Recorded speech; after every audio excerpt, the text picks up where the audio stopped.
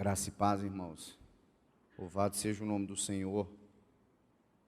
Mais uma vez nos permite estarmos juntos. Queridos, eu gostaria que você abrisse a sua Bíblia comigo no Evangelho de João, capítulo 7, para a nossa meditação nessa noite. Evangelho de João, capítulo 7. Vamos ler três versos nesse capítulo. Vamos ler o verso 37, 38 e 39. João capítulo 7, a partir do verso 37. Diz assim o texto: No último dia, o grande dia da festa, levantou-se Jesus e exclamou: Se alguém tem sede, venha a mim e beba. Quem crer em mim, como diz a Escritura, do seu interior fluirão rios de água viva. Isto ele disse com respeito ao Espírito que havia de receber os que nele crescem, pois o Espírito até aquele momento não fora dado, porque Jesus não havia sido ainda glorificado. Você tem mais uma palavra de oração? Pai, nós te agradecemos, Senhor. Te louvamos por cada um daqueles que o Senhor traz aqui essa noite. Entendemos que a Tua boa mão tem nos conduzido, Senhor. Assim também, cremos que o Senhor abrirá a Tua palavra, por meio do Teu Espírito, aos nossos corações. Senhor, à medida que o Senhor tem para nós essa noite, dispensa a nós. Nosso desejo, Senhor, é cumprir a Tua vontade. Senhor, nesse tempo que temos vivido, cada um de nós possa agarrar com mais firmeza as verdades ouvidas. Senhor, nós te pedimos, trabalhe em cada um de nós, ó Senhor, para que possamos prosseguir juntos até aquele grande dia. Oramos no nome de Jesus. Amém. Irmãos, esse é um texto muito impressionante dentro deste evangelho. O irmão do passado, ele disse que algumas passagens na Bíblia deveriam ser escritas com tinta na cor de ouro. E ele diz que esse aqui é um desses textos. Ele é um texto que está dentro de um contexto muito importante. E algumas expressões que Jesus usa aqui, elas são de fato, cheias de realidade, cheias de verdade e cheias de muita implicação para a nossa vida pessoal. Se nós pudéssemos aqui, lendo esses três versículos, e pensarmos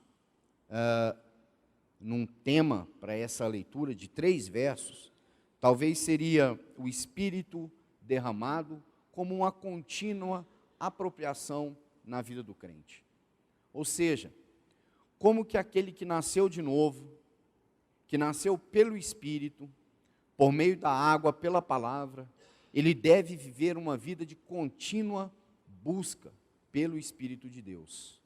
Ele deve viver uma vida de contínua busca pela presença de Deus. Porque às vezes nós podemos cair num outro extremo, acharmos que Deus já fez tudo, e que agora nós precisamos apenas desfrutar daquilo que Deus nos dá na sua palavra. Mas, irmãos, há muito o que nós dedicarmos, há muito ao que nós colocarmos a nossa atenção, a nossa dedicação. Por isso a Escritura fala que nós devemos desenvolver a nossa salvação. A salvação é um dom de Deus, é um presente de Deus. Mas assim que recebemos esse presente, nós devemos então desenvolver a salvação. Devemos frutificar para o Senhor. Devemos amadurecer para o Senhor. E esse é um processo que está implícito aqui nessas passagens. Então, as palavras de Jesus foram ditas no 8º dia, no último dia da festa dos tabernáculos. Esse dia, ele começa no verso 2 do capítulo 7, e aqui diz que era o último dia. Ou ou seja, que era o final da festa, o clímax da festa. Então diz aqui que no último dia, o grande dia da festa, eu queria te chamar a atenção para um detalhe que João coloca, que às vezes nós deixamos passar desapercebido, mas João não. Ele diz assim: levantou-se Jesus e exclamou. Se você conhece os escritos do Novo Testamento, especialmente dos Evangelhos, Jesus, ele tinha uma característica muito parecida com a dos rabinos. Ele sempre ensinava sentado, seja na sinagoga, seja num local aberto. Mas aqui João faz questão de destacar uma postura diferente no Senhor. Diz que o Senhor se levantou e exclamou. E por que ele se levantou? Obviamente, irmãos, nada que o Senhor faça é por acaso, é sem motivo. Nada do que o Senhor faz é sem uma razão específica. Então João nota que, diferentemente de outras vezes, ele agora se colocou de pé. E mais, diz que ele exclamou, ele falou em voz alta, ele bradou, ele se colocou de pé e ele falou em voz alta. Outro detalhe que eu queria chamar a sua atenção. A tradição nos conta que durante esse período de festa, todos os dias pela manhã, o sacerdote ele pegava um jarro, uma jarra de ouro, e ele ia até o tanque de Siloé e enchia aquela jarra de água, e ele colocava aquela água sobre o altar, como uma tipificação da limpeza ou da pureza, por meio da palavra e por meio do Espírito de Deus. Então essa água era derramada como libação no altar. Mas o que significava então o sumo sacerdote colocar essa água no altar? Irmãos, os melhores comentaristas dizem que esse acontecimento aponta para duas experiências na história do povo de Deus. A primeira, Números capítulo 20. Você conhece quando o povo de Israel chega ali naquelas chamada passagem, as águas de Meribá. Eles estavam com sede, com muita sede, e não havia água. E eles contenderam contra Moisés, contra Arão. E o Senhor pediu para que Moisés levantasse o seu bordão e falasse à rocha. Você conhece a história. Moisés, ele se irrita, ele não santifica o Senhor, e ele toca com o bordão 2 vezes na rocha. Então diz que fluiu rios de água por meio daquela rocha. Então essa seria uma das ocorrências com relação a esse rito, a esse ritual. O segundo, justamente aquele que temos estudado e ouvido aqui nesses últimos dias, Joel capítulo 2. Porque eles entendiam que o mesmo Deus que havia descendentado o seu povo no deserto, o mesmo Deus que havia derramado água abundante no deserto, mais uma vez visitaria seu povo, mais uma vez viria em socorro ao seu povo, mais uma vez ele se mostraria com graça para o seu povo. Mas ouça a explicação de João: o Espírito ainda não havia sido dado, porque Jesus não tinha sido glorificado. Irmãos, quando nós estudamos profecia, sempre na Escritura, ela tem um acontecimento já no tempo e um acontecimento ainda vindouro. Porque aqui eles estavam na expectativa do cumprimento daquela profecia de Joel. Depois dessas coisas, nos últimos dias, derramarei do meu Espírito sobre toda a carne. No que eles estavam apoiados? Na verdade de que Deus sempre age em favor do seu povo. Então eles proclamavam isso naquele ritual. Nós já experimentamos que Deus salva o seu povo, que Deus muda a sorte do seu povo, que Deus cura a sede do seu povo, e ainda assim, Ele fará isso de novo. Mas aqui então, João diz, interpretando as palavras de Jesus, ele diz assim: isto ele disse com respeito ao Espírito. Então nós podemos dizer que essa água viva, Jesus estava falando acerca do seu espírito. O seu espírito era essa água viva. O verso 37 e 38 nos mostra a palavra do Senhor. E o verso 39 é João interpretando aquilo que Jesus havia dito. Então ele diz isso. Isto ele disse com respeito ao Espírito, que haviam de receber os que nele crescem. Irmãos, eu sei que todos aqui já ouviram ou já leram algo relacionado às 7 palavras de Cristo na cruz. Uma das palavras que ele disse foi: tenho sede. Você se lembra disso? Irmãos, olhe o que o Senhor está dizendo no verso 38. Quem crer em mim, como diz a Escritura, do seu interior fluirão rios de água viva. Mas ele disse antes: se alguém tem sede, venha a mim e beba. Jesus descreve a sede sobre 2 prismas. Quando ele aponta para essa questão de sede, ele olha para 2 situações no comparativo desse texto. O verso 37, parte final. Ele diz aí: se alguém tem sede, venha a mim e beba. Os manuscritos originais e os comentários mais próximos disso dizem que Jesus estava dizendo de 2 situações. A primeira delas, um viajante sedento. Irmão, eu não sei se você já teve a experiência. Eu já passei por 2 vezes. Uma vez numa pescaria e por último numa viagem com os irmãos agora em julho. A falta de água causa desespero. E aqui o Senhor fala de um viajante que anda pelo deserto e a água dele acaba. É uma angústia, é um sofrimento. Seus lábios começam a rachar, o seu pensamento começa a ficar confuso, né? Um desânimo de alma começa a se abater. Pense naquele sol, naquela areia, caminhando sem água. Sem água. Aquele sol escaldante, sem água. Então, a primeira figura é essa: um viajante sedento.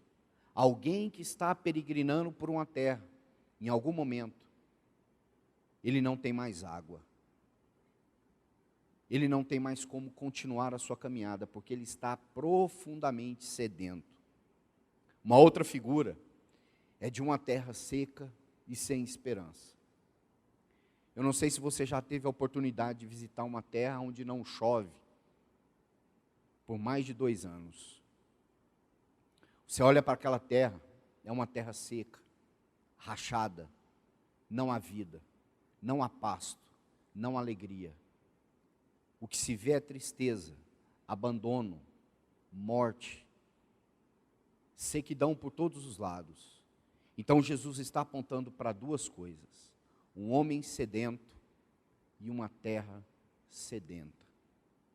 Um homem que não tem mais água, que não tem mais alegria, e uma terra que não tem mais vida, que não produz mais nada. Jesus é muito sábio, e ele não só aponta o problema, como ele aponta também a solução. Qual é o problema para um homem que está em viagem e a sua água acabou? Qual é o problema para uma terra cuja água não vem mais?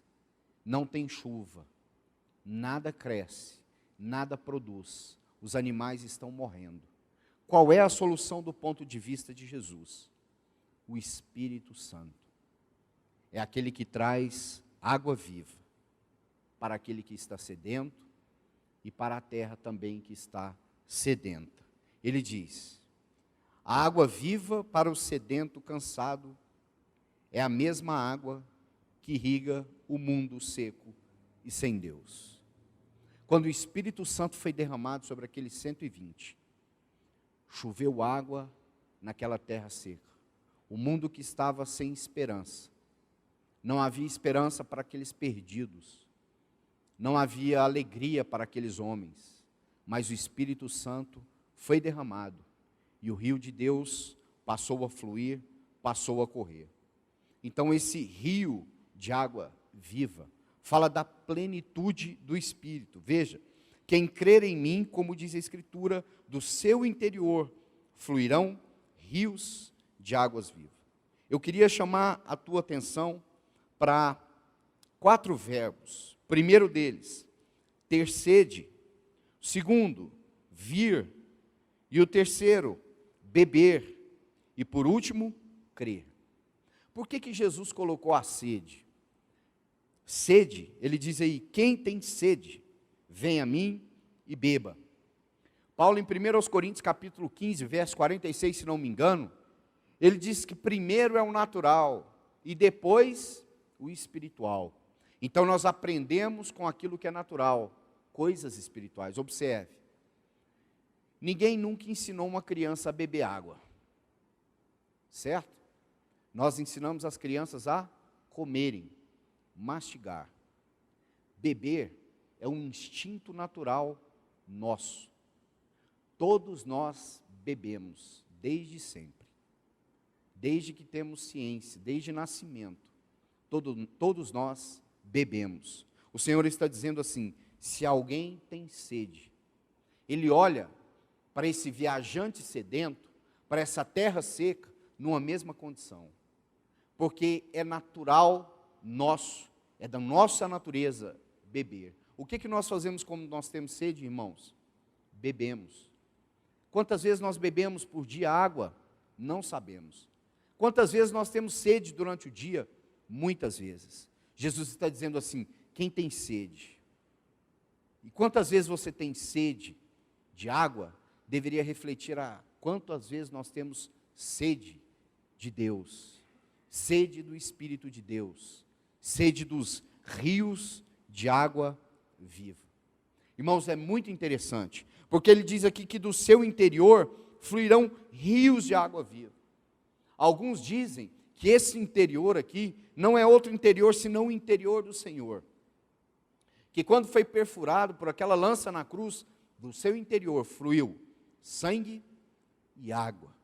Rios de água viva fluíram do seu interior.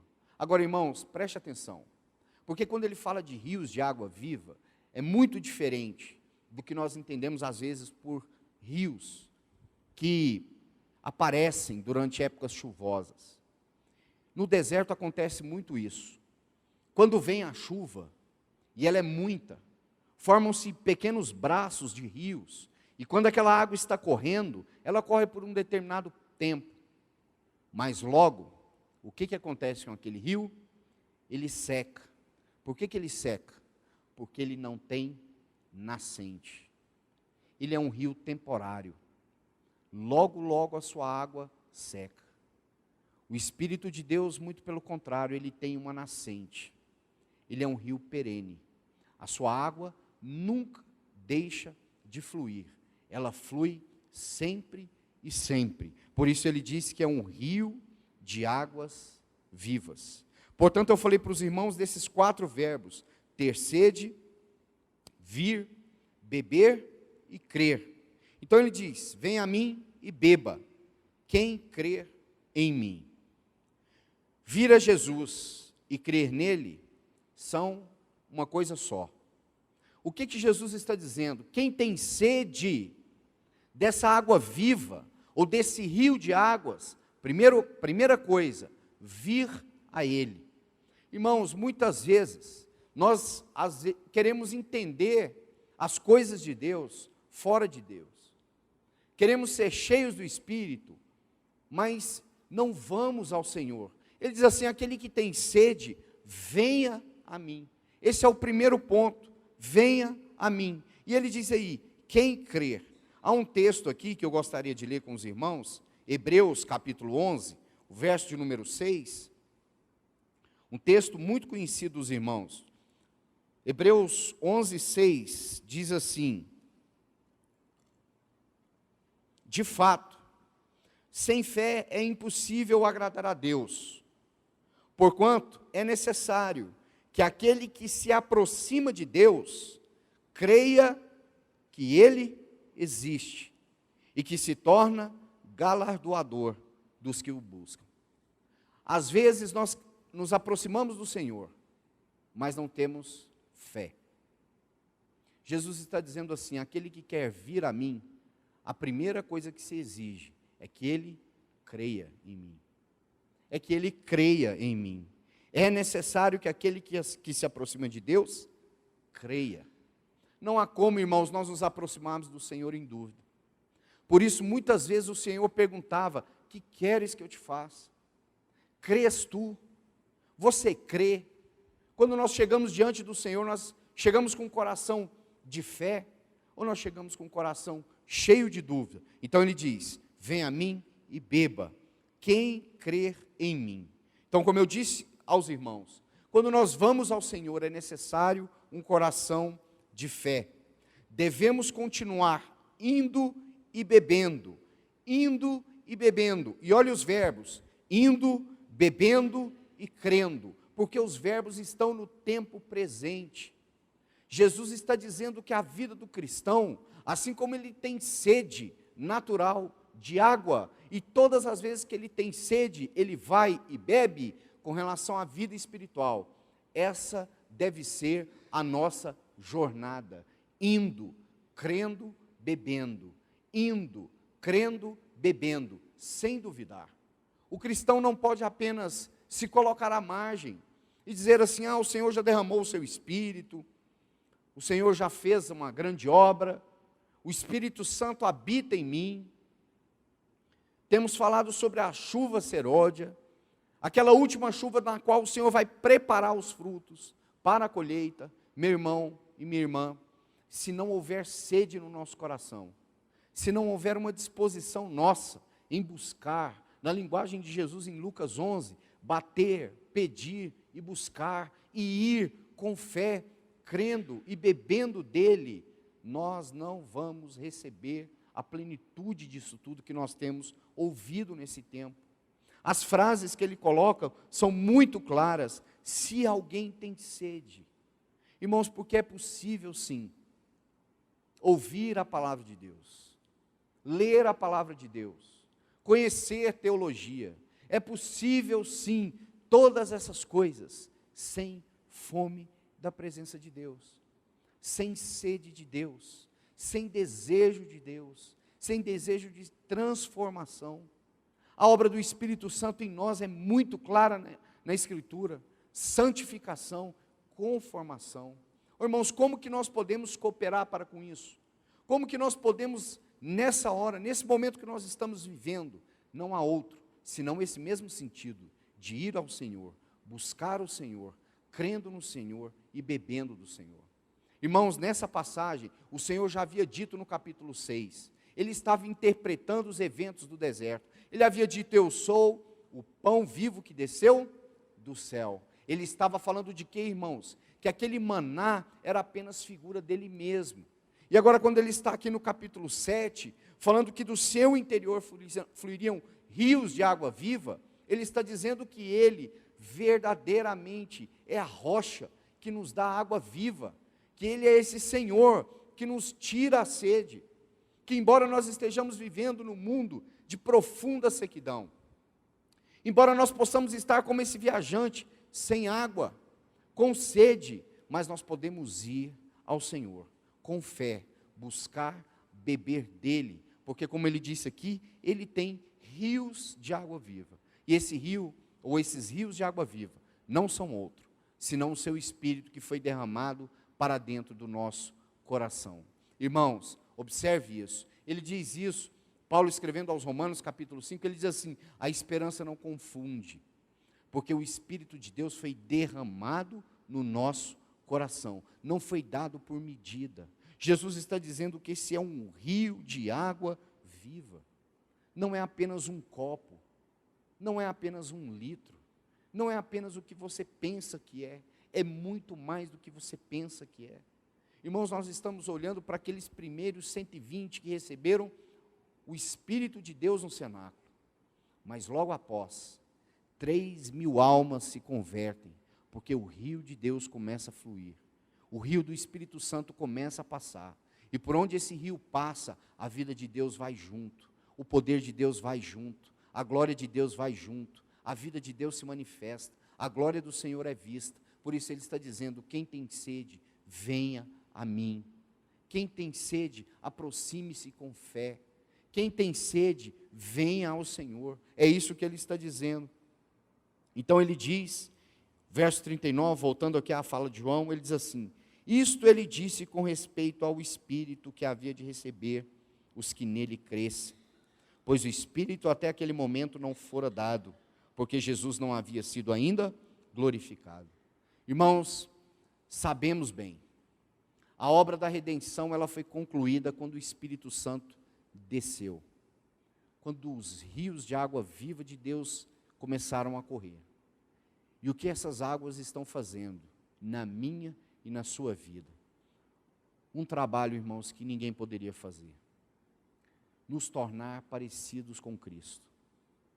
Irmãos, quando nós olhamos para os termos da nova aliança, quando os profetas profetizaram que Deus escreveria nos corações a sua lei, que Ele perdoaria os nossos pecados e os lançaria no mar do esquecimento.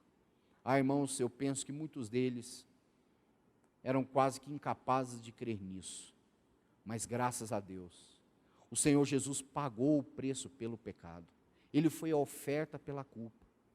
E não foi uma oferta qualquer, mas foi uma oferta tão perfeita, tão agradável diante de Deus, que quando ele é assunto aos céus, ele então recebe o cumprimento da promessa do Pai. Por isso Pedro diz assim: isto que vocês estão vendo é o que foi profetizado por Joel.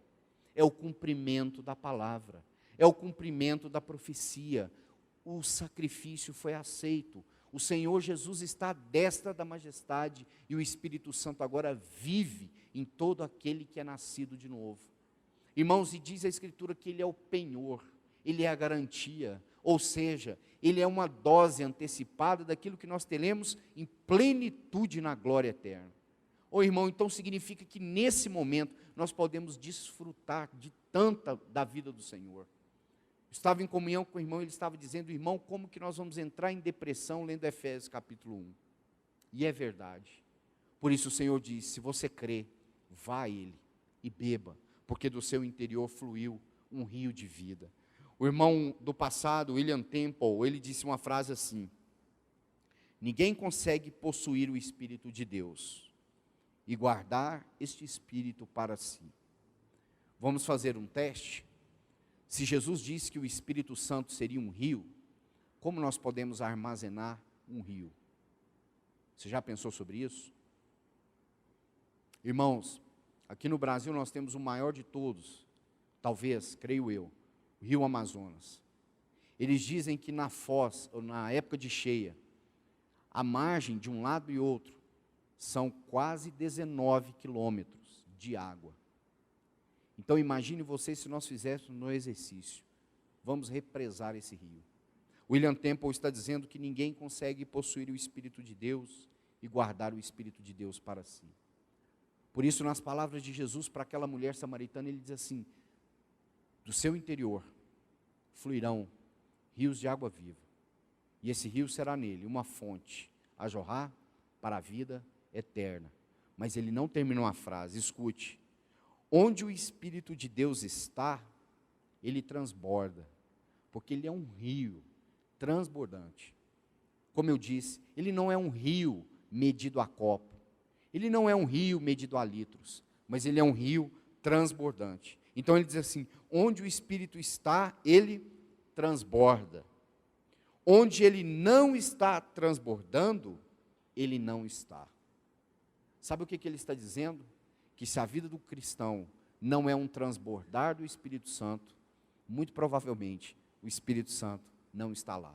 Irmãos, por isso quando nós lemos Gálatas, quando Paulo fala dos frutos do Espírito, ô irmão, que alegria deve haver no nosso coração todas as vezes que o Espírito Santo ganha espaço em nós e nós passamos a transbordar do Espírito de Deus, na comunhão com os santos, no serviço a Deus, na nossa vida social, naquilo que nós estamos colocando a nossa mão. Então o irmão está dizendo que o Espírito, aonde ele está, ele transborda. Ele não pode ser armazenado. Nós não podemos dizer assim: irmão, eu estou cheio da plenitude de Deus, da plenitude do Espírito Santo, mas está tudo represado dentro de mim, daqui não flui nada. Eu não me esqueço de uma comparação que o irmão fez, e até citei ela aqui há poucos dias para os irmãos, onde ele disse assim: água parada não brota vida, mas proliferam rãs. E nós sabemos o que as rãs tipificam na tipologia do Egito. Por isso, irmão e irmã, se nós não estamos fluindo na presença de Deus, se nós não estamos fluindo, se o Espírito Santo não está fluindo em nós, nós precisamos clamar o Senhor. Como diz Paulo, não devemos entristecer o Espírito Santo, porque se Ele habita em nós, Ele quer fluir por meio de nós. Ele não quer que nós venhamos o represar. Isso é impossível, irmão. O Espírito Santo de Deus não pode ser enquadrado. O Espírito Santo de Deus não pode ser limitado. O Espírito Santo de Deus não pode ser sondado. Irmãos, quantos irmãos em períodos de avivamento foram duramente provados em si mesmo por querer entender os movimentos do Espírito de Deus, ou por querer enquadrar o Espírito Santo de Deus. Nossa, mas isso aqui está muito bom, vamos nos fechar aqui em torno de nós, a glória de Deus está nos visitando, vamos ficar aqui em torno desse mover, e logo aquele mover sumia, porque o Espírito Santo de Deus é indomável, é incontrolável. Por isso diz que ele é um rio de águas vivas. Ah, irmão, mas muitas das vezes, o que nós temos em nós? Sede. O problema não é a sede. Se fosse esse o problema, o Senhor não nos teria dado solução. Mas Ele diz, você tem sede, você é um viajante sedento, ou talvez o seu coração esteja como uma terra seca, onde nada mais nasce, onde não há pasto verde, onde não há mais alegria.